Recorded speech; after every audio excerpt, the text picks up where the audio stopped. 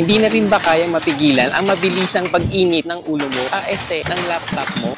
Sa sobrang bagal ng pag-i-edit, bigla na lang gusto mong durugin ang malapagong mong laptop.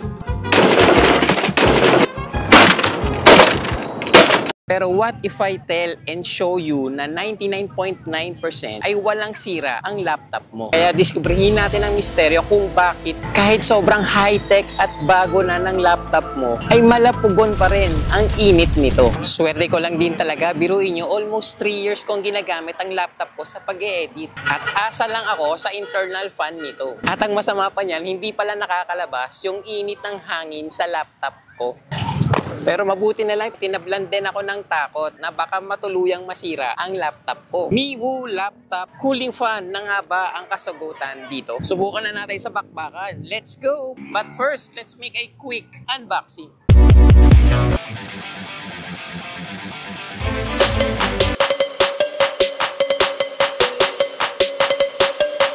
This is Miwu cooling pad na may 6 LED fan for laptop from 12 to 17 inch. How true naman kaya na meron itong 6 ultra quiet fan? Kikiligin din kaya kayo?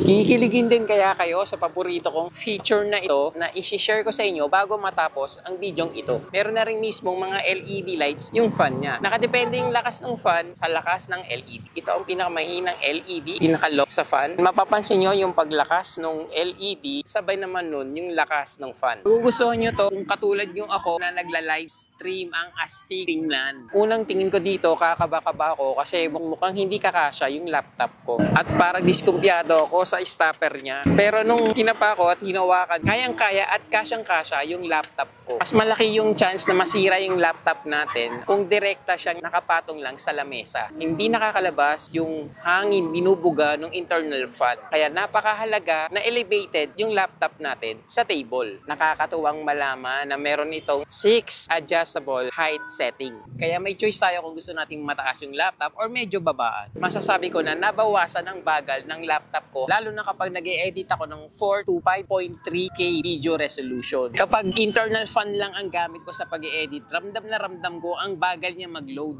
Pero once na ginamit ko itong fan, biglaan na lang bumibilis yung loading. Pero honestly speaking, kapag sobrang bagal na ng laptop at ang init na din, tine-turn off ko siya muna ng almost 30 minutes. Then after that, ita-turn on ko, then tuloy ulit ang edit. In that way, it will prolong yung buhay kung ano mang gamit natin ng cooling fan for our laptop. Using this Miwu laptop cooling pad doesn't guarantee na hindi babagal na yung gamit nating laptop at hindi na rin iinit. Pero isa lang ang masisigurado ko, it gives me another layer of peace of mind dahil alam ko hindi na basta-basta masisira agad ng wala sa oras yung laptop ko. At syempre kapag may kailangan ako matapos ng mga video outputs ay mas mabilis kong matatapos compare dun sa wala akong gamit na cooling fan or kapag gamit ko lang is yung internal fan ng laptop ko.